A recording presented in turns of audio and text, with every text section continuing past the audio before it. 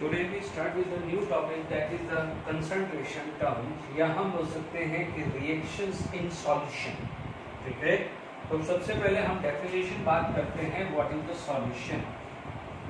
तो solution क्या होता है कि it is homogeneous, it is the homogeneous mixture. Mixture, it should be homogeneous mixture of two or more substances. Two or more substances. ठीक है, अब आप देखिए जैसे हमारा एयर है उसको हम homogeneous mixture of oxygen nitrogen, जैसे मान लीजिए कोई भी आप बायोलॉजी से होमोजीनियस मिक्सचर की बात करें, एग्जांपल आ गया, आप बोलोगे sugar plus water are going to be form sugar solution, are going to be form sugar solution. ठीक है, आप ये केस हुआ. सेकंड केस आप लोगों ने पढ़ा है एलॉयस. एलॉयस में जैसे ब्रास, ब्रॉन्ज, तो आप बोलोगे it is the made up of two or more then two elements. ठीक है, तो ब्रास और ब्रॉन्ज है, these are known as alloy which consist of two or more then two elements. ठीक है, जब 12th स्टैंडर्ड में आप एलॉयस पढ़ोगे, ठीक है. थर्ड केस मान लीजिए आप बोलोगे, तो हम जो डे टू डे लाइफ में बात करते हैं एयर. एयर में क्या होता है, अबाउट टू बी 80% नाइट्रोजन होता है एंड 20% ऑक्सीजन होता है, यानी 79 एक्चुअली होता है, 1% जो है वो अदर गैस होती है. तो आप बोलोगे, तो these are the few example of solution. ठीक है, तो it is a homogeneous mixture of two or more substances are known as solution. Is it clear to all of you?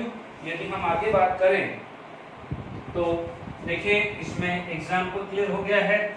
Okay, तो अब नेक्स्ट जो टर्म जो आ जाती है, अब आप देखिए जो ये टर्म्स हैं, क्योंकि ये जो सॉल्यूशन से कुछ पैरामीटर्स जो है आप 12th स्टैंडर्ड में पढ़ोगे, कॉलिगेटिव प्रॉपर्टीज ऑफ सॉल्यूशन, वहां पर भी ये टर्म्स आएंगे. तो आपको अभी से ही इस चीज की तैयारी रखनी है.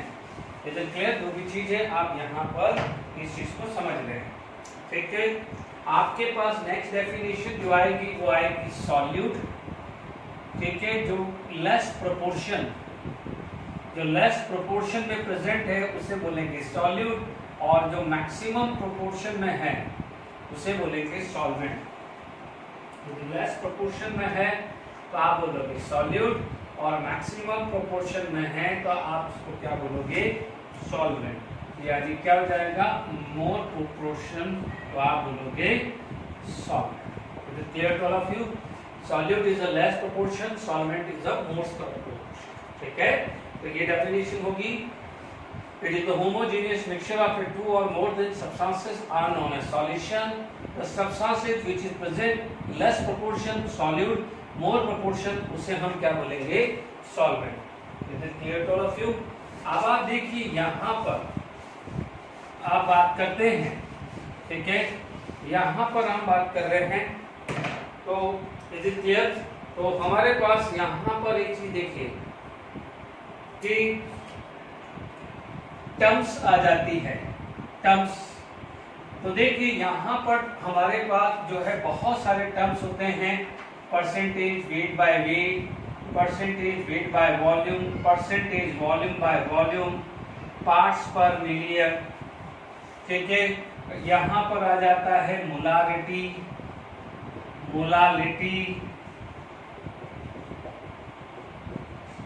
आप बोलोगे नॉर्मलिटी. ठीक है, मोल फ्रैक्शंस आ जाता है, because we know the definition of a mole fractions आ गया है. यदि फॉर्मूला मास यूज कर लें तो उस टर्म्स को क्या बोल देते हैं, फॉर्मेलिटी. Is it clear? तो these are the various terminology use हम इसमें यूज करेंगे. मान लीजिए कई बार स्ट्रेंथ वर्ड भी यूज हो जाता है, स्ट्रेंथ वर्ड या सॉलिडिटी वर्ड, वो भी क्या है, ये है. हम these are the few terminology जो है कंसंट्रेशन में हम ये सारी टर्मिनोलॉजी पढ़ेंगे, और ये बार बार जहाँ सॉल्यूशंस है वहां पर ये यूज होंगे. Is it clear? तो ये टर्म्स हम इस पूरे के पूरे सेक्शन में डिस्कस करेंगे. Is it clear? चलिए अभी हम देखिए, सबसे पहले हम बात करते हैं परसेंटेज की, ठीक है।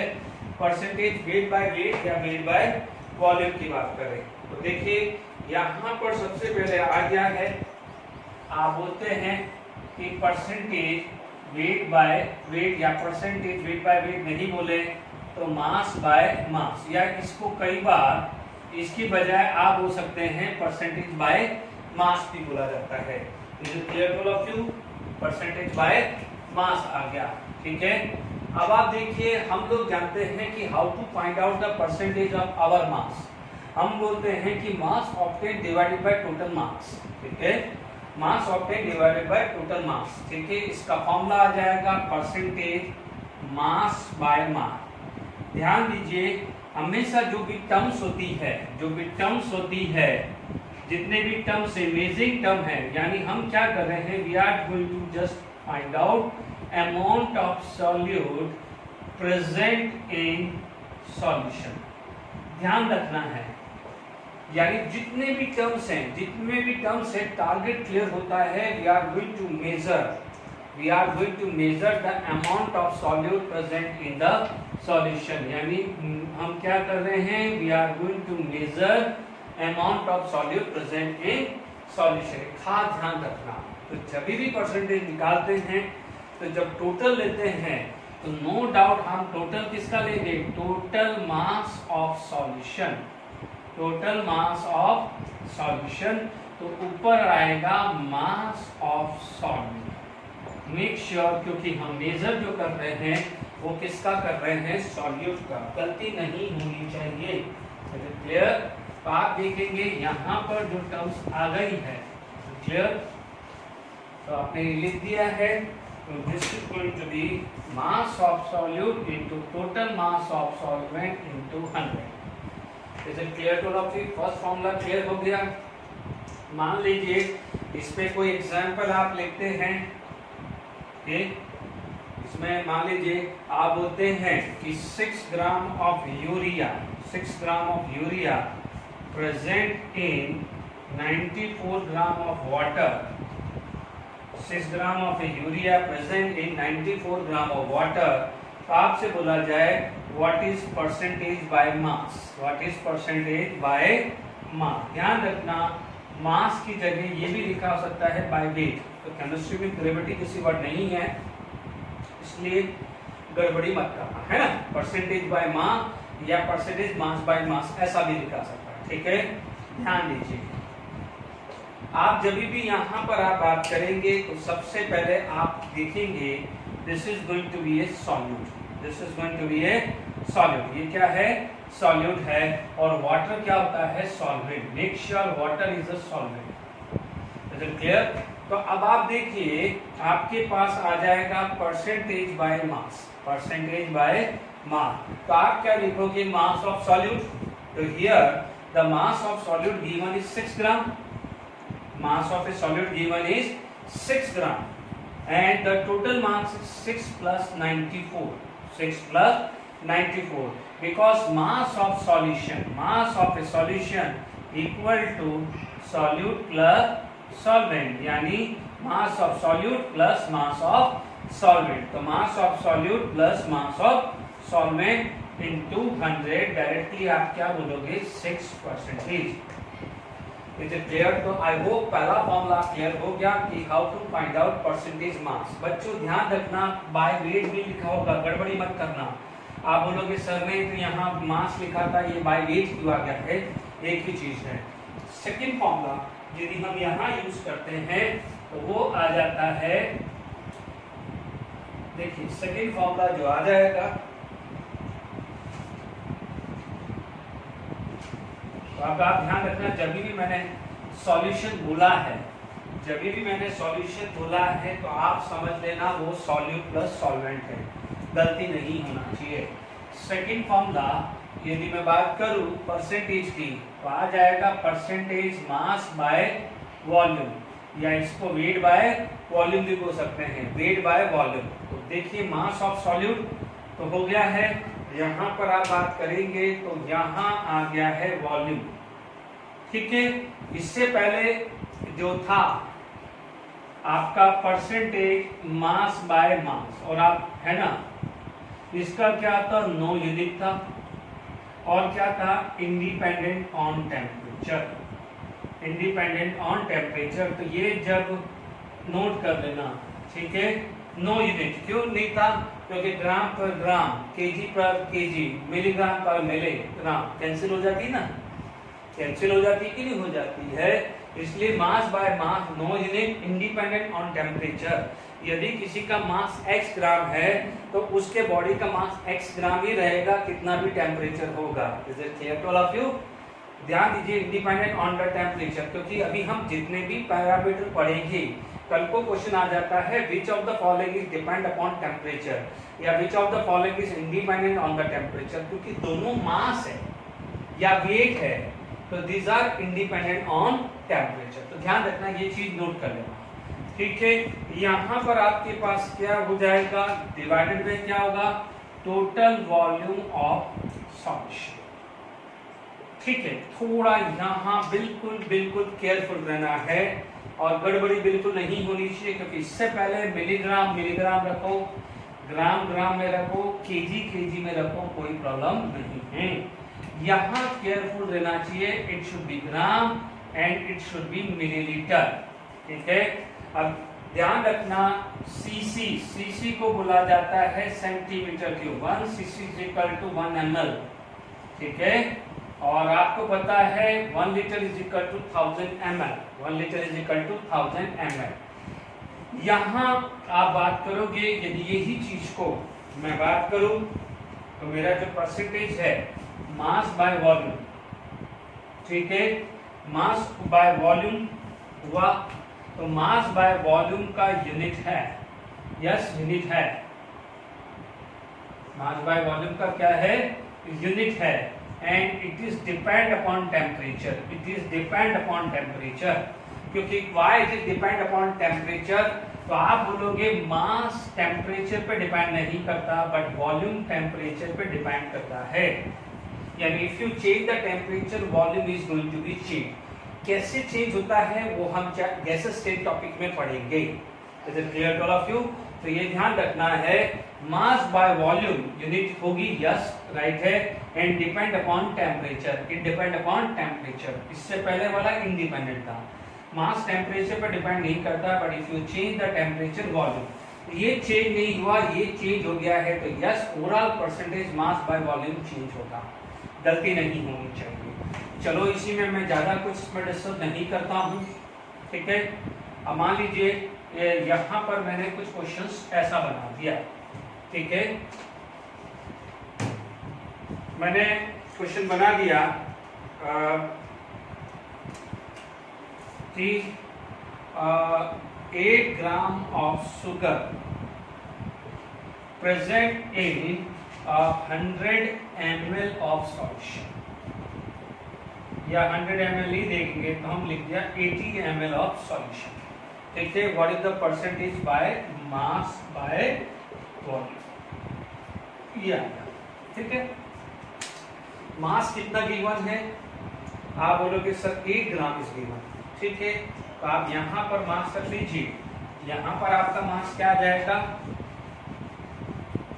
आपका मास यहाँ कितना आ जाएगा 8, व्हाट इज द वॉल्यूम, तो आप बोलोगे 80 ml, ठीक है। तो इट कम टू बी आप क्या बोल सकते हो 10%, तो आप बोलोगे 10%, आप बोलोगे मास बाय वॉल्यूम, और 10% मास by volume. Is it clear? बिल्कुल सिंपल है, ज्यादा इसमें दिमाग नहीं लगाना है, इस पे बेस इसका यूज काफी आता है, तो इसी ध्यान रखिएगा, ओके। तो आगे बात करें तो हमारे पास जो थर्ड टर्मिनोलॉजी आ जाती है वो आ जाती है volume by volume. Third terminology जो आ जाती है वो आ जाती है वॉल्यूम बाय वॉल्यूम। क्लियर? बिल्कुल सिंपल है। थर्ड फॉर्मूला क्या होगा आपका, percentage volume by volume. Third formula volume by volume, इधर आ गया वॉल्यूम, ठीक है। इधर हमारे पास क्या आ जाएगा, वॉल्यूम ऑफ सॉल्यूट इनटू 100। ठीक है, यहाँ पर ध्यान रखने वाली बात है और बहुत इंटरेस्टिंग चीज है यहाँ पर, यदि मैं फैक्टर ऑफ फैक्टिंग की बात करूं तो ध्यान दीजिएगा, आप देखेंगे यहाँ पर वॉल्यूम बाय वॉल्यूम है, तो ये यूनिट लेस है, यूनिट नहीं है, और टेम्परेचर पे क्या हुआ, इंडिपेंडेंट होगा। अब कोई बोलेगा हाउ इट इज इंडिपेंडेंट, भाई जिस प्रोपोर्शन में मान लो ये डबल हुआ, टेम्परेचर चेंज करने पे ये डबल हुआ, तो ये भी तो डबल होगा, क्योंकि ये भी डबल होगा, तो ओवरऑल क्या है 2/2 क्या हो जाएगा 1। तो आप क्या बोलोगे, जिस प्रोपोर्शन में ये चेंज हो रहा है उसी प्रोपोर्शन पे ये चेंज होगा, तो ओवरऑल रेशियो रिमेन कांस्टेंट, यानी वही डेटा रहेगा जो प्रीवियस वैल्यू होगा, इसलिए हम इसको बोलते हैं इंडिपेंडेंट ऑन टेम्परेचर। दोनों साइड ऊपर नीचे वॉल्यूम है, ml centimetre cube decimetre cube हम कुछ भी रख सकते हैं। Is it clear to all of you? अब आप देखिए यहाँ पर आपके पास क्वेश्चंस आ गया, ठीक है, यहाँ पर मान लीजिए हमने ये लिख लिया कि 8 ml of oxygen, 8 ml of oxygen, 8 ml of oxygen mixed with या present in 80 ml of nitrogen, 8 ml of oxygen present in 80 ml of nitrogen। तो आपसे बोला जाए what is the percentage volume by volume. Generally ये किस में मिलता है, एयर में, ये किस में मिलता है, एयर में। ठीक है, मैं यहाँ पर लिख देता हूँ 8 ml, थोड़ा सा कैलकुलेशन सही हो जाए, तो मैं यहाँ पर क्या लिख देता हूँ 20 ml, तो आपको आसान हो जाएगा। 20 ml ऑफ ऑक्सीजन, तो what is the percentage volume by volume. Is it clear? तो पर सॉरी, मैं इससे पहले क्या percentage by mass by volume लिखना भूल गया था, तो करेक्शन कर लेना, volume by volume, percentage volume by volume. तो यहाँ पर क्या हो जाएगा, ये कितना दिया हुआ है 20, दिस इज गिवन 20, ये वैल्यू कितनी दी है आपको 20, ये वैल्यू कितनी दी है 20, मास ऑफ दिस, क्योंकि ये अमाउंट कम है तो ये सॉल्यूट हो जाएगा, ये क्या है 20 प्लस 80, तो this is going to be a 20%, यानी ये वैल्यू कितनी आ रही है 20%। Clear to all of you? तीन चीज क्लियर हो गई आपको, ओके। तो मैंने जो तीनों चीज कहा था, इससे पहले वाले एग्जांपल में मैंने बाय मास छोड़ दिया था, वो एक्चुअली क्या है मास बाय वॉल्यूम है, तो प्लीज आप करेक्ट कर लीजिएगा। ठीक है, तो आपने अभी तक जो भी चीजें पढ़ी है उसमें हम बात कर चुके हैं। ठीक है, आगे हम आगे बढ़ते हैं। देखिए हमारे एनसीईआरटी टेक्स्ट बुक का problem 1.62 gram of substances is added in 18 gram of water, what is the mass percentage of solute, what is the mass percentage of solute. Solution की बात करें, मास परसेंटेज मास बाय मास। अब mass of solute कितना है, mass of solute कितना given है 2 ग्राम। ध्यान दीजिए, this is the mass of solvent, this is the mass of solvent, not solution. तो ये कितना आ जाएगा 2 + 18, mass of solute plus mass of solvent into 100, it is equal to 2/20 into 100, it come to be 10%। Is it clear? तो ये कितना simple problem text book का था वो हमने डिस्कस कर लिया है। अब आप देखिए, इसके बाद यदि हम आगे बात करते हैं तो देखिए एक बहुत अच्छा है जो कॉम्पिटिटिव पॉइंट ऑफ व्यू काम आ सकता है, वो है रिलेशन बिटवीन, ये आएगा relation between percentage weight by weight, है ना, and percentage weight by volume, यानी this is mass by mass, mass by volume, एक ही बात है ना, तो इसलिए कंफ्यूज मत रहिएगा। ठीक है, तो percentage weight by weight and weight by volume. ठीक है, तो मेरे पास पता है कि mass is equal to volume into density, ये हमारे को पता होना चाहिए, mass is equal to volume into density. Clear? किसी को भी ले लो, जैसे मान लीजिए मैंने परसेंटेज वेट बाय वॉल्यूम लिया, ठीक है, परसेंटेज वेट बाय वॉल्यूम या मास बाय वॉल्यूम, ठीक है। मैं यहाँ पर क्या ले सकता हूँ कि जैसे परसेंटेज वेट है तो मेरे पास आ जाएगा, मान लीजिए ये वेट लिख दिया, वेट ऑफ सॉल्यूट या मास ऑफ सॉल्यूट। यहाँ पर क्या हो जाएगा, वॉल्यूम की जगह क्या लिख सकता हूँ, वेट ऑफ आप क्या कह सकते हो, solution into density of solution. ये बोलोगे कि नहीं बोलोगे? क्योंकि volume is equal to mass upon density, volume is equal to mass upon density, तो ये weight of solute upon density. यदि कंफ्यूजन आ रहा है तो आप यहाँ पर लिख सकते हैं। क्लियर? यदि कोई कंफ्यूजन आ रहा है तो कोई बात नहीं, यहाँ पर आप लिख दीजिए मास बाय वॉल्यूम, ठीक है। यदि यहाँ लिख रहे हो तो मास बाय वॉल्यूम, तो ये W बाय दिस, तो mass of solute upon mass of this, कोई दिक्कत नहीं। वर्ड ये आया इंटू 100, यही होगा ना परसेंटेज वेट बाय वेट, ठीक है, यही होता है ना formula. Percentage weight by volume का क्या आता है, mass of solute divided by volume of solution into 100। तो अब आप देखिए, इसको मैं बोल सकता हूँ percentage weight by volume equal to this upon this into 10। क्या बोलूंगा, percentage weight by weight into density of solution. ये आया डेंसिटी ऑफ सॉल्यूशन, ये रिलेशन आ गया आपके सामने, ठीक है। Percentage weight by weight into density of solution. All of you, अब देखिए ये काम बहुत ज्यादा काम आएगा जब हम मोलारिटी नॉर्मलिटी निकालेंगे, परसेंटेज वेट बाय वॉल्यूम में ज्यादा वहां पर क्वेश्चन डिस्कस होता है। Is it clear? मान लीजिए आपके पास कोई क्वेश्चंस है कि if percentage weight by volume is 5% and density of solution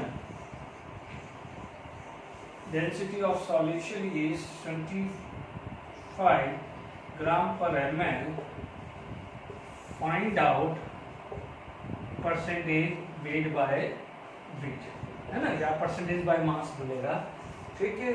solution simple है, अभी हमने रिलेशन पढ़ा हुआ है कि हमारे पास रिलेशन ये है कि percentage weight by volume equal to percentage weight by weight into density, पढ़ा हुआ है अभी। Is it clear? हमें क्या निकालना है, परसेंटेज वेट बाय वेट निकालना है। What is the percentage weight by volume given? आप बोलोगे 5% दिया हुआ है। कितना दिया हुआ है? 5, ठीक है, ये मैंने 5 दिया हुआ है, ठीक है। ये 0.25 ले लेते हैं, थोड़ा कम वैल्यू आएगा इसलिए, तो ये 5 दिया हुआ है, percentage weight by weight into 0.25। Is it clear? तो ये आ जाएगा 500 by 25 percentage weight by weight, तो ये कितना आ जाएगा 20, ये कितना आ जाएगा 20, यानी percentage weight by weight, it implies that percentage weight by weight is equal to 20%। Is it clear to all of you? कितना परसेंटेज आ गया? 20%। Is it clear? तो यहाँ पर आपको क्लियर हो गया कि परसेंटेज वेट बाय वॉल्यूम से आप वेट बाय वेट भी निकाल सकते हैं, ठीक है। यहाँ तक क्लियर हो गया? ओके।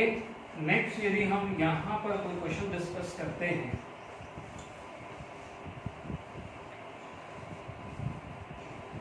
तो हमारे पास मान लीजिए क्वेश्चन आ जाता है, इफ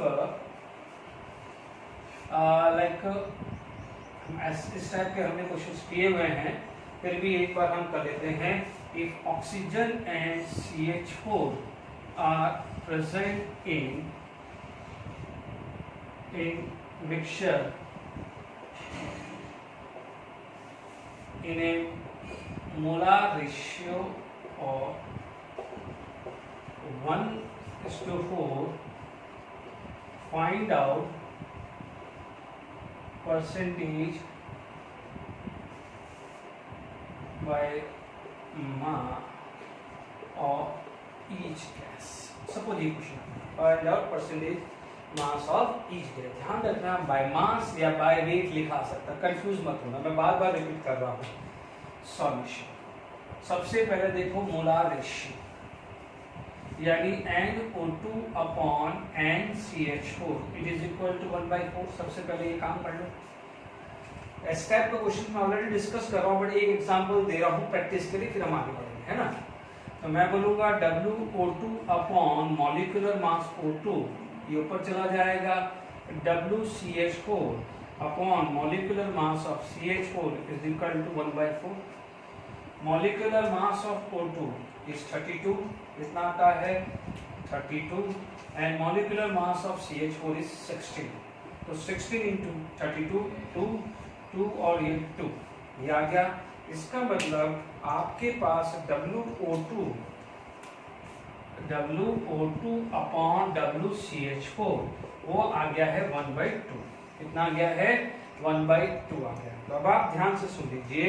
मान लीजिए परसेंटेज मास बाय मास मैं O2 का निकालूं तो मेरा फॉर्मूला आ जाएगा मास of O2 divided by mass of O2 plus mass of CH4 into 100 करूंगा.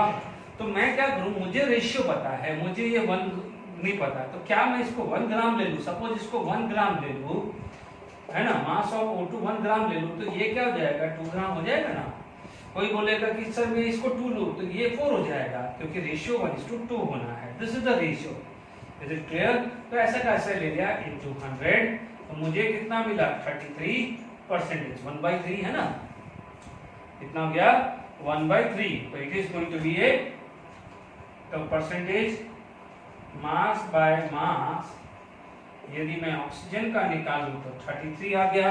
तो percentage mass by mass of CH को निकालूं तो 100 माइनस कर दूं तो डायरेक्टली लिख दूं 67%, क्योंकि दिस इज 33%. तो 100 माइनस 33% कितना हो जाएगा? 67%. तो इस टाइप के क्वेश्चंस मैंने आपको डिस्कस कर दिया है. Is it clear?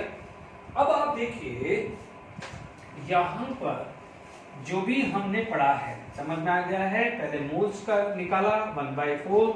Mole is equal to mass upon molecular mass, mass upon molecular mass. Molecular mass CH4 16, O2 32, या 1/2, 2 से 2 कैंसिल. तो mass of oxygen divided by mass of CH4 1/2. Percentage mass का formula यदि O2 का निकाले तो weight mass of O2 divided by total मास. मैंने मास of O2 को मैं 1 मान लिया, तो मास ऑफ CH4 मुझे क्या मानना पड़ेगा? क्योंकि 2, क्योंकि जो भी इनका मास होगा, मास X और Y हो, तो उनका रेशियो 1/2 होना चाहिए. आई होप समझ में आ गया होगा. इसके बाद जो नेक्स्ट टर्मिनोलॉजी जो यूज है वो आ जाती है पार्ट्स पर मिलियन. देखिए परसेंटेज वेट को यदि मैं इसमें बोलूं तो पार्ट्स पर वेट 100 लिख सकता हूं. पार्ट्स पर 100, जैसे मैं बोलता हूं समझना, पार्ट्स पर मिलियन क्या बोलेंगे? Parts per million. ठीक है, यानी इसको ppm. जनरली आपने देखा होगा न्यूज के अंदर कि जैसे हम पॉल्यूशन निकालते हैं तो जनरली वो पार्ट्स पर मिलियन में होता है. बिकॉज यदि सॉल्यूशन का मास बहुत ज्यादा है, उसमें से बहुत छोटा सा, बहुत कम सा मास सॉल्यूट का है, तो डेफिनेटली वो परसेंटेज में तो मेजर नहीं कर पाएंगे ना, क्योंकि परसेंटेज में बहुत कम वैल्यू आएगी. मान लीजिए 0.001% आया, 0.002% आया, तो अजीब सा लगता है ना. 1% हो, 10% है तो ठीक लगता है, बट 0.001% या 0.002%, तो उसको अवॉइड करने के लिए पार्ट्स पर मिलियन टर्मिनोलॉजी लगाई है. इसका यदि मैं बात करूं तो 1 part of solute present in 10⁻⁶ part of solution. ठीक है, ऐसा ही आएगा पार्ट्स पर बिलियन. पार्ट्स पर बिलियन। तो यहाँ बिलियन में क्या हुआ, 10 की पावर 9 हो जाएगा, ठीक है। यानी इसका मान लीजिए मैं बोलूं 1 ग्राम ऑफ सॉल्यूट प्रेजेंट इन 10 की पावर 6 ग्राम ऑफ सॉल्यूशन मानूं तो इसको क्या बोल सकता हूं, 1 पार्ट्स पर मिलियन ये बोल सकता हूं। यदि मैं यही चीज पर बात करूं कि 1 ml ऑफ सॉल्यूट प्रेजेंट इन 10 की पावर 6 ml ऑफ सॉल्यूशन, उसको भी मैं 1 पार्ट्स पर मिलियन बोल सकता हूं। तो आप समझ लीजिए परसेंटेज वेट में क्या होता था, यहाँ 100 होता था, यहाँ 100 होता था, उसे अपन क्या बोलते थे, परसेंटेज बाय मास या percentage by volume. Clear to all of you. अब आप देखिए यहाँ पर यदि मैं तीनों फॉर्मूले को, तो यानी अब इसका फॉर्मूला निकाले, तो ये कंसेप्ट तो समझ में आ गया है कि what is exactly the parts per million, ठीक है।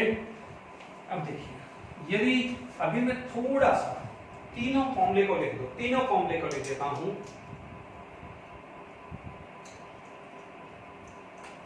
First formula percentage mass by मास, तो आप क्या लिखते थे, mass of solute divided by mass of solution into 100 लिखते थे। सेकेंड लिखते थे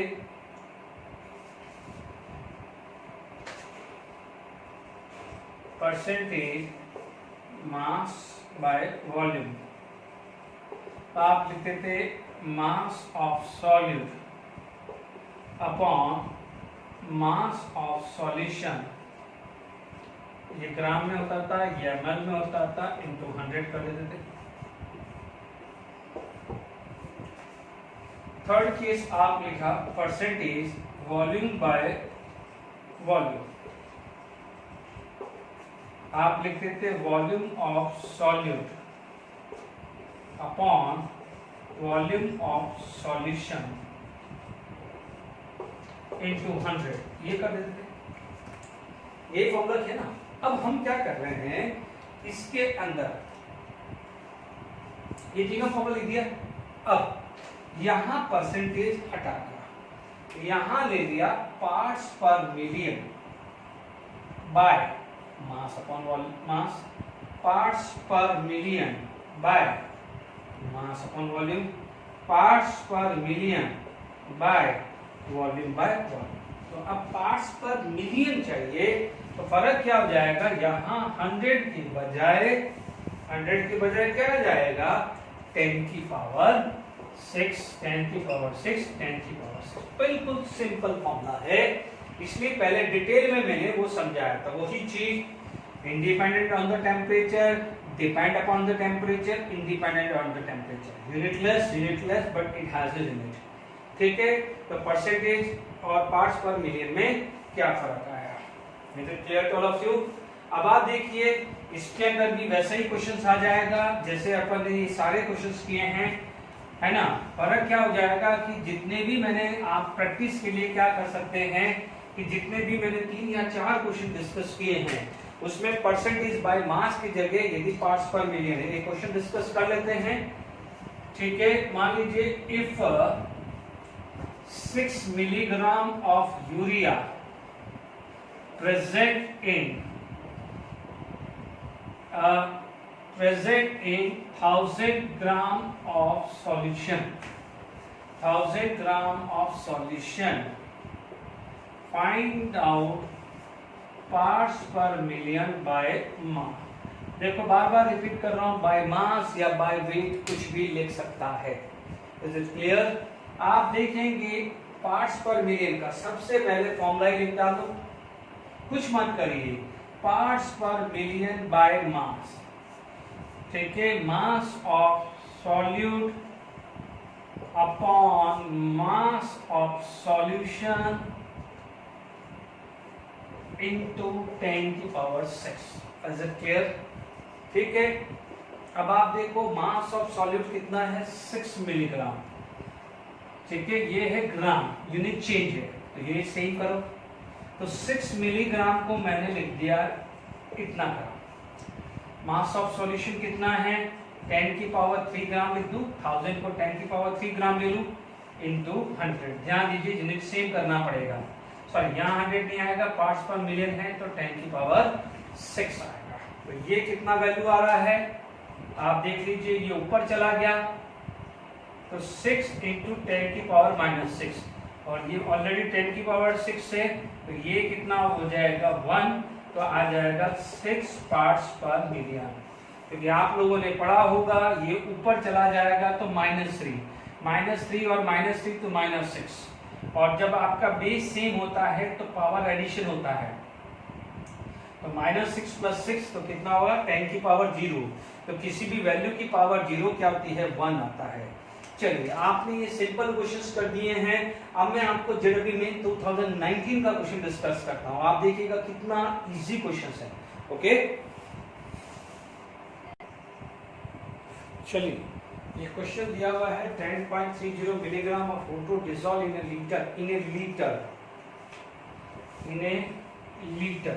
litre of sea water of a density this, find out parts per million. एक चीज ध्यान रखना कि ये मैं एक बार ध्यान रखना, कभी भी आपसे पार्ट्स पर मिलियन स्पेसिफाई नहीं करता है या परसेंटेज कभी स्पेसिफाई नहीं करता है, तो डिफॉल्ट बाय मास लेना है, ये हमेशा ध्यान रखना। जैसे यहाँ स्पेसिफाई नहीं किया है तो डिफॉल्ट बाय मास लेना है, ठीक है, तो ये एक सबसे पहले दिमाग में रखिए, ठीक है। तो मेरे पास सॉल्यूशन क्या बोलता है पार्ट्स पर मिलियन बाय मास, मैं बोलूंगा मास ऑफ सॉल्यूट, बिल्कुल सिंपल है, upon mass of solution into 10 की पावर 6 बोलूंगा, ठीक है। मास ऑफ सॉल्यूट कितना है 10 की पावर 3 ग्राम है, मिलीग्राम, तो मैं सबसे पहले मिलीग्राम को करूं चेंज, इससे पहले वाला भी मैंने मिलीग्राम दिया था तो ग्राम में चेंज किया था। Mass of solution in a litre है, इन ए लीटर, तो अभी आप देखिए पहले अपन क्या करते हैं मास ऑफ सॉल्यूशन निकालते हैं। तो मेरा फॉर्मूला क्या है mass is equal to volume into density. Be careful, ये ऐसी चीजें मैंने जब मोल्स ऑफ वाटर निकालना सिखाया था तो मैंने क्या कहा था कि जो वॉल्यूम दिया है उसको तुम ml में रखो। क्यों रखो, ध्यान दीजिए यहाँ यूनिट क्या है ग्राम पर ml, यूनिट क्या है ग्राम पर ml। यदि यहाँ पर ml में यूनिट रखोगे तो ml से ml होगा और फाइनली जो मास है वो ग्राम में आने वाला है, ये ध्यान रखना।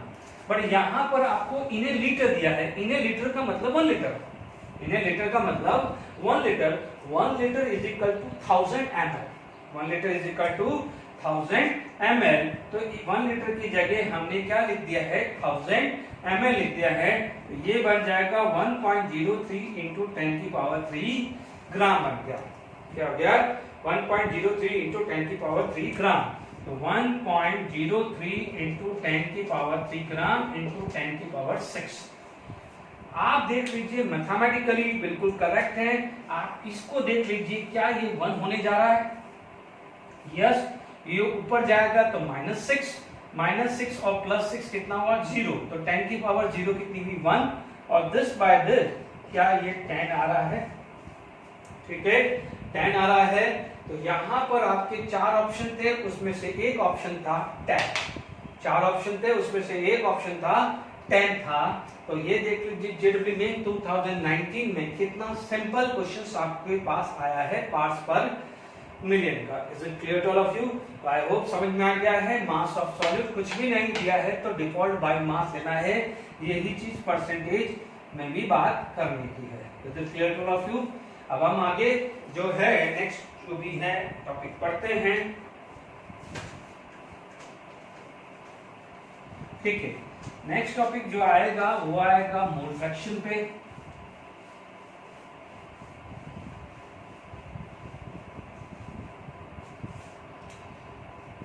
देखो यदि आपका, इसको मैं एक चीज वो लैंग्वेज लिखवा रहा हूं, कभी आपसे पूछ ले कि मास फ्रैक्शन, या कई इसको इसकी जगह आपसे बोल दे वेट फ्रैक्शन, एक ही बात है ना बच्चों, मैं बार बार रिपीट कर रहा हूँ, केमिस्ट्री में मास और वेट का सेम ही मानना है, क्योंकि केमिस्ट्री में ग्रेविटी नहीं आती है, ध्यान दीजिएगा। तो ध्यान रखना वो आएगा m1 upon m1 plus m2। यदि मैं इंटू 100 कर दूं तो वो परसेंटेज मास हो जाएगा, ध्यान रखना कभी भी, ठीक है। ये चीज हमेशा ध्यान रखना, मास फ्रैक्शन और वेट फ्रैक्शन, आप ये और ही लिख दो तो आप कंफ्यूज ना। और ये W1 upon W1 plus W2, यदि इसको 100 से मल्टीप्लाई करोगे तो वो बन जाएगा परसेंटेज बाय मास या परसेंटेज बाय वेट। अब सिमिलर टर्म आएगी, एक सिमिलर टर्म आएगी जो हमारी टर्म्स आती है, वो आती है मोल फ्रैक्शन। क्या आती है? Mole fraction. Mass fraction, fraction of mass, तो मोल फ्रैक्शन क्या हो जाएगा? फ्रैक्शन ऑफ मोल, ठीक है। मोल फ्रैक्शन का क्या हो जाएगा? It is the ratio of number of moles of component divided by total moles of in a mixture. In a mixture, it is the ratio of a number of moles of component divided by. देख लीजिए, suppose आपके पास A, B और C substances है, उनके मोल N1, N2, N3 है। जैसे मान लीजिए कोई गैस है, gas A, gas B, gas C, तो moles of gas A N1, moles of A gas B N2 and this. तो मान लीजिए मुझे निकालना है मोल फ्रैक्शन ऑफ A, ठीक है। कई बार इसको ऐसे रिप्रेजेंट करते हैं, चाहिए तो वो आ जाएगा moles of A divided by total moles, ठीक है। मोल्स ऑफ B, तो आप बोलोगे मोल्स ऑफ B, ये आ जाएगा। मान लीजिए C का निकालना है तो moles of C divided by total moles आ जाएगा। Is it clear to all of you? ठीक है, आप लिख लीजिए मोल फ्रैक्शन ऑफ B या mole fraction of C। Is it clear to all of you? ये क्लियर हो गया? जैसे फ्रैक्शन ऑफ A निकालते हैं वैसे करते हैं। अब आप एक ही चीज ध्यान रखना, ठीक है। देखिए, मान लीजिए हमारे पास mole fraction of A plus mole fraction of B plus mole fraction of C, यानी आपके पास N1 upon N1 plus N2 plus N3 plus N2 upon N1 plus N2 plus N3 plus N3 upon N1 plus N2 plus N3। देख लीजिए आराम से आ गया। इसके अंदर न्यूमरेटर कौन है? N1 plus N2 plus N3, N1 plus N2 plus N3 आएगा, which is equal to 1। तो अब आप देखिए, आपके पास ये क्लियर हो गया है।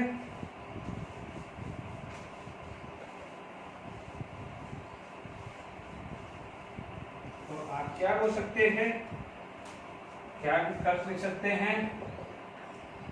सम of mole fractions of all component is equal to 1, ठीक है, इज इक्वल टू 1, ठीक है। मान लीजिए example, if mole fraction of A is 0.3, तो मोल फ्रैक्शन ऑफ B कितना आ जाएगा? 0.7 आ जाएगा ना डायरेक्टली। देन मान लीजिए आपके पास एक मिक्सचर है A और B का, है ना। मान लीजिए मैंने कोई एग्जांपल, ये वाला एग्जांपल ये भर लिया है, तो if the mole fraction of A and this, यानी mixture consist of A plus B। ध्यान रखना, ये मिक्सचर के अंदर A एंड B है। A के मोल मान लीजिए मुझे पता है कि it is 0.3, the mole fraction of B would be 0.7। Is it clear? Because this plus this would be equal to 1। ध्यान रखना, ठीक है ना। तो यहाँ पर आपके पास चीजें क्लियर हो गई। तो अब आप देखिए, नेक्स्ट हम बात करते हैं how to find out the mole fraction, यदि इस पे बेस क्वेश्चन डिस्कस करना है तो।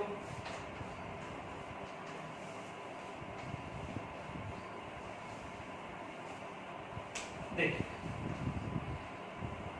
मान लीजिए आपके पास क्वेश्चन आ गया है कि if 4 gram of oxygen and 1 gram of hydrogen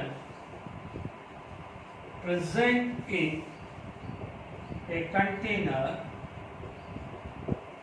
find out mole fraction of each gas, यानी हर गैस का मोल फ्रैक्शन हमें निकालना है। Is it clear? अब आप देखिए सिंपल से, सबसे पहले जो मोल फ्रैक्शंस निकालना है तो you need a mole, you need a mole। तो आप क्या बोलोगे? Mole of O2। तो mass given 4 in 32, it come to be 0.25। Check कर लीजिए, 1/8 है, सॉरी 1/8 है, नॉट 4/8, थोड़ा करेक्शन कर देते हैं, 4/32 0.125 मैंने गलत लिख दिया है, इट इज 0.125। ठीक है, तो it is equal to 0.125 mole. Done. यदि मान लीजिए मेरे पास क्या है, नेक्स्ट क्या है, हाइड्रोजन। तो मोल ऑफ हाइड्रोजन कितना हुआ? 1/2, बिकॉज हाइड्रोजन का मोलार मास 2 है, इट्स कम टू बी 0.5 मोल। ठीक है, आराम से आ गया। अब आप देखिए हमारे पास पहला क्या आ जाएगा, मोल fraction of O2, this is the representation. ठीक है, दिस इज द रिप्रेजेंटेशन। तो आप बोलोगे mole of O2 divided by total mole. ठीक है, मोल ऑफ O2 कितना है? 0.125 प्लस 0.5, तो is come to be 0.125 upon 0.625। यह चेक कर लीजिए। अब आप देखिए, आप कैलकुलेटर का यूज कर लेते हैं, डिवाइडेड बाय 6, ये आ रहा है 0.2। चेक कर लीजिएगा आप लोग भी अपने हिसाब से, ये वैल्यू आ रही है 0.2। हालांकि इसको देख के मैं डायरेक्ट बोल सकता हूं कि मोल फ्रैक्शन ऑफ O2 यदि 0.2 है तो मोल फ्रैक्शन ऑफ हाइड्रोजन कितना हो जाएगा? 0.8। पर फिर भी मैं आपको दूसरा तरीका एक बार दिखा देता हूं। फर्स्ट क्वेश्चन है इस पे बेस, अपन एक तरीका ढूंढ लेते हैं, moles of H2 divided by moles of H2 plus moles of O2। ये कितना हो गया? 0.5 plus 0.125, come to be 0.5 upon 0.625। Clear to all of you? अब आप देखिए यहाँ पर रेशियो देखेंगे तो 0.5 divided by 0.625, it come to be 0.8, it come to be a 0.8। Total देख लीजिए, this plus this should be equal to 1 आ रहा है कि नहीं आ रहा है? यानी आप बोलेंगे this plus this should be equal to 1 आ गया है। तो ये चीज क्लियर हो गया, how to find out the mole fraction. Is it clear? चलिए आगे बढ़ते हैं, एक और क्वेश्चन डिस्कस करते हैं। देखिए क्वेश्चन अपन थोड़ा सा ध्यान दीजिए। If methane and oxygen gas is present in a container, find out the mole fraction of each gas if the methane is 20% by mass. Is it clear? देखिए बिल्कुल सिंपल है। 20% बाय मास का मतलब ये देखिए, ये पहला क्वेश्चन है, इसलिए अपन को एक लेंथी मेथड यूज कर रहा हूँ, बाकी फिर तो फटाफट हो जाएगा। आप क्या बोलोगे, यदि टोटल 100 ग्राम मिक्सचर का है, इफ द मास, अज्यूम कर लीजिए कि मास ऑफ मिक्सचर यदि 100 ग्राम है तो उसमें 20 ग्राम यदि CH4 का है, आउट ऑफ 100 ग्राम मिक्सचर 20 ग्राम यदि CH4 का है, अब 20% का मतलब क्या हुआ? मास of CH4 divided by total mass of mixture into 100, वो तो मीनिंग हुआ। यदि 20 ग्राम CH4 का होगा तो 80 ग्राम रिमेनिंग गैस का होगा कि नहीं होगा? Is it clear?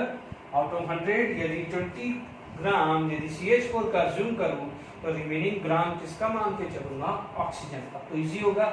इससे पहले वाले न्यूमेरिकल में क्या था? मास डायरेक्टली गिवन था, इस वाले क्वेश्चन में थोड़ा सा हिडन है, बट हम उसको ऐसे कैसे ले सकते हैं, समझ में आया? इसलिए दोनों वैरायटी हम चल रहे हैं। पहला, मान लीजिए आपके पास मोल्स ऑफ ऑक्सीजन निकाले तो आप बोलोगे 80/32। यदि मोल्स ऑफ CH4 निकाले तो आप बोलोगे सर 20/16, बिकॉज CH4 का मॉलिक्यूलर मास कितना होता है 16। आपका क्या होगा 80/32, ये आ गया है 2.5, कितना आ गया है 2.5 मोल। 20/16 ये आ गया है 1.25 मोल। बिल्कुल वैसा कोई वैसे ही हो गया जैसा प्रीवियस सॉल्यूशन दिया है। ये बहुत इंपॉर्टेंट प्रोफाइल है, आप देख लीजिए। ये दो आ गया है मोल फ्रैक्शंस ऑफ CH4, कितना हुआ मोल fraction of CH4 1.25 divided by 1.25 plus 0.25। देख लीजिए moles of CH4 divided by this plus this.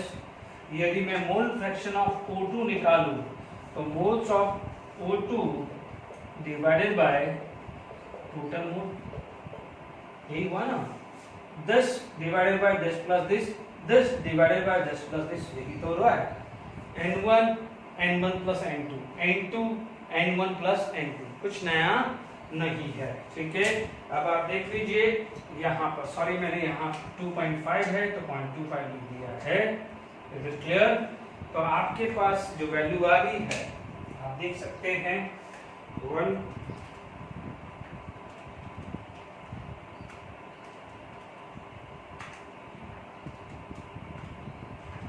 देखिए 1.25 डिवाइडेड बाय 3.75, ये आ रहा है 0.33। देखिए ये वैल्यू आ रही है 1/3 0.33, तो देख लीजिए ये वैल्यू 0.67 के अराउंड आएगी, ठीक है। यानी 2/3 आ रहा है, ये 1/3 तो 2/3 तो 0.67, this plus this should be equal to 1। Is it clear? तो हमने देख लिया है कि मोल फ्रैक्शंस को कैसे। देखिए मोल फ्रैक्शन से आगे मैं मोलारिटी, मोलालिटी इसका बहुत यूज करूंगा मोल फ्रैक्शन को। अभी तो क्या स्टार्टिंग है मोल फ्रैक्शन, ठीक है। अब मैं एक क्वेश्चन, ठीक है, थोड़ा सा जो आज परसेंटेज या थोड़ा बहुत जो पढ़ा है उस पे बेसिक जनरली बेस का क्वेश्चन डिस्कस करता हूँ, ठीक है।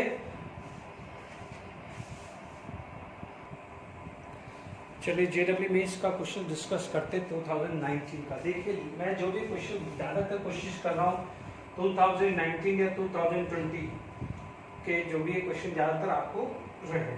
ध्यान दीजिए, आपसे पूछा है मोलार मास ऑफ A है ना एंड kg पर मोल, यानी आप इस kg को यूनिट को चेंज मत करिएगा, ध्यान रखिए।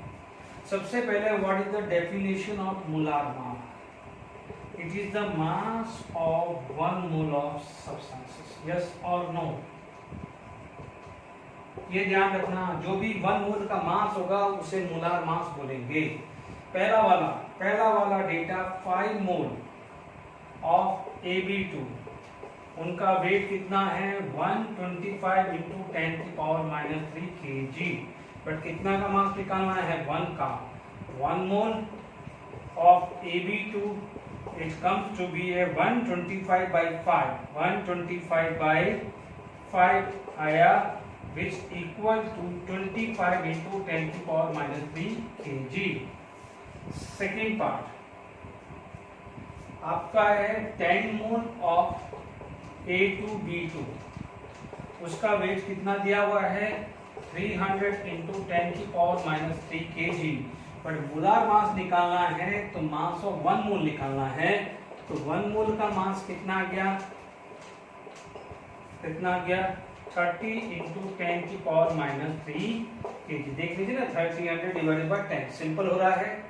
तो अब आप ध्यान से सुनिए, अब आपका मास ये है, अब आपका मास ये है, ठीक है। मान लीजिए आपने A के मोलार मास को आपने X मान लिया और B के मोलार मास को Y मान लिया। Molar mass of A and B X and Y respectively मान लिया, clear. A X plus 2Y हो जाएगा। देख लीजिए, मैं इसको अलग से लिख दूं, थोड़ा कंजस्टेड हो रहा है। तब आप देख लीजिए यहां पर आप देखेंगे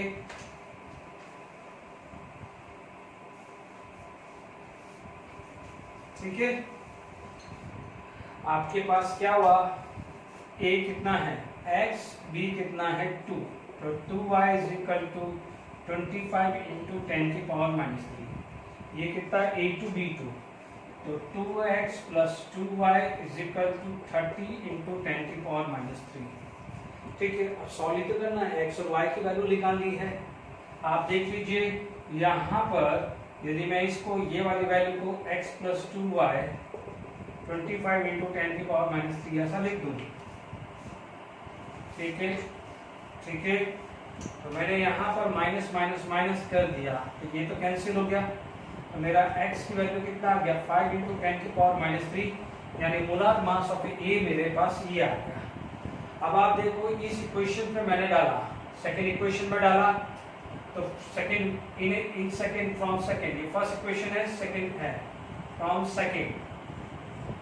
अब मैंने x की वैल्यू ही डाल दी, आप बोलोगे 5 इंटू 10 की पावर -3, ये 2y as such equal to 25 into 10 की पावर -3, तो 2y 5 चला गया, तो 20 इंटू 10 की पावर -3, क्योंकि दोनों की पावर सेम है तो सिर्फ कोफिशिएंट क्या है चेंज होगा और पावर क्या जाएगा कॉमन चला जाएगा, 2 से 2 कैंसिल, तो y की वैल्यू कितनी आएगी 10 इंटू 10 की पावर -3 kg। अब आप देख लीजिए सिंपल क्वेश्चन था, सिर्फ थोड़ी सी कैलकुलेशन थी और एक मोलार मास की डेफिनेशन क्लियर होनी चाहिए। आई होप ये चीज समझ में आ गया होगा आपको। ठीक है, कि भाई how to find out mole fraction. हमने आज जो बात करी percentage weight by weight, weight by volume, volume by volume, दोनों में relation, parts per million, mole fractions हमने पूरा डिस्कस कर लिया है। ठीक है, नेक्स्ट क्लास में हम बात करेंगे मोलारिटी एंड मोलारिटी की और रिलेशंस पे बात करेंगे, बहुत इंपॉर्टेंट है। आज का जो लेक्चर है इजी बहुत है, बट इसकी जो आगे जो अब आने वाले जो लेक्चर है उस पे जो एप्लीकेशंस हैं उसमें percentage weight by wait, parts per million, mole fraction का यूज होगा। ध्यान रखना आज के लेक्चर को अच्छे से करना इजी है। और आप देख लीजिएगा इसमें भी मैंने 2-3 क्वेश्चन जेडब्ल्यू नीड्स के बता दिए हैं, इज इट क्लियर। बट आप ध्यान रखना आज के लेक्चर का जो नेक्स्ट लेक्चर है उसमें बहुत बड़ा रोल आएगा और उस पर नंबर ऑफ टाइम क्वेश्चंस करने हैं। Okay, thank you for today lecture.